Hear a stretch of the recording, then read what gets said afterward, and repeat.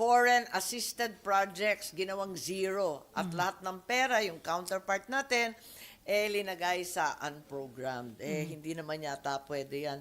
Yung Universal Healthcare Act is very clear. No portion of the reserve fund or income, duda ako.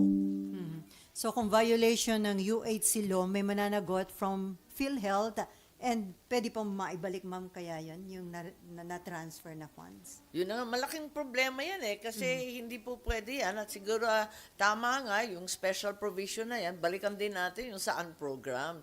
Kasi ang alam ko, hindi naman pwedeng ibagsak ang mahahalagang flagship project diyan na lamang ala tsamba sa ating unprogrammed. Lumobo ng lumobo yung ating unprogrammed, nakakagulat nga Ma'am, may patanong pa lang din dito si Nympha.